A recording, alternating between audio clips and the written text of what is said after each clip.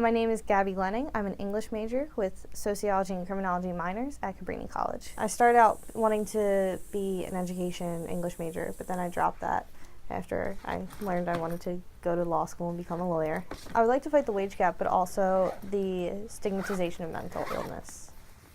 Although some students may be struggling with their mental health, it may be difficult to tell.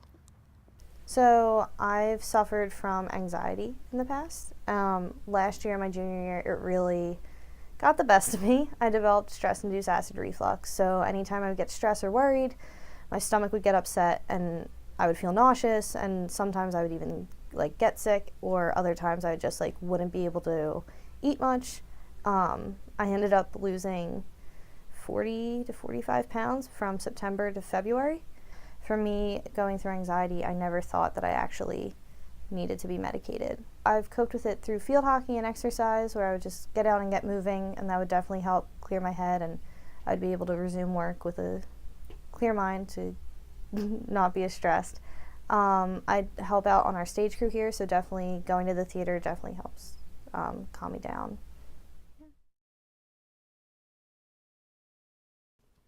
Being someone who has been personally affected by anxiety, Gabby finds that the media's views of current events are only feeding the stigma.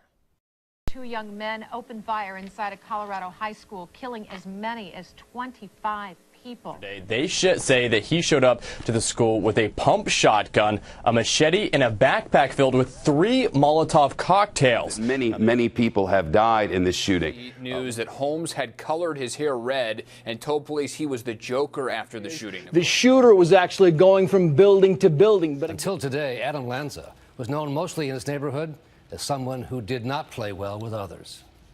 Deere is facing 179 felony counts, including first-degree murder in the deaths of a police officer and 2 others. There are 20 children who died in those 2 classrooms at Sandy Hook. All were just 6 or 7 years old. I feel like a lot of the times mental illness is grouped up into just one category, and people don't truly understand what goes on when someone has a mental illness. Mental illness spans from developmental disorders that could be along an autism spectrum to major psychological disorders that could be something like schizophrenia. So people just don't want to talk about it. It's still a very taboo subject in our society, and it's something that people feel embarrassed of or ashamed of, that they're going through these issues, and a lot of times it leads them not to be willing to talk.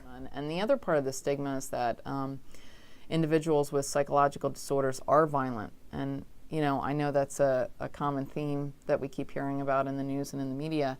And it's really a small proportion of individuals who have psychological disorders are violent. Now, the converse, people who are violent may have a higher chance of having a psychological disorder, but the opposite is not true. Well, you hear about it in the news that many individuals who do commit those crimes, when you look at their backstory or they go back and do their investigations, maybe they've committed a crime before, they've been under some type of psychological care or something like that. You would just think for them to go out and commit those crimes, something must be going on, for them to think that that's okay.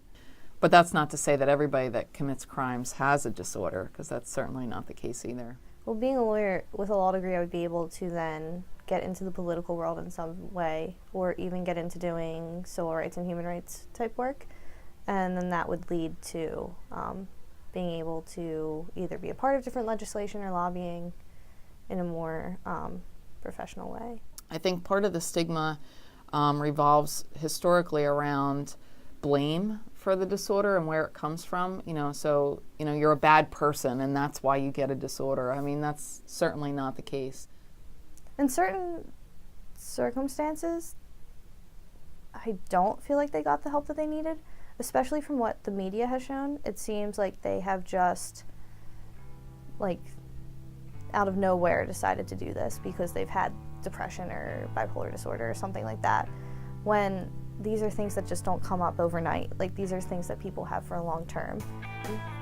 These are just unfortunate circumstances where, maybe the person didn't get the help that they needed, or they weren't taken seriously when they said that they had an issue or felt like they were struggling with something. A lot of the times, you may have no idea that someone's suffering. People will just put a smile on their face and get through their day.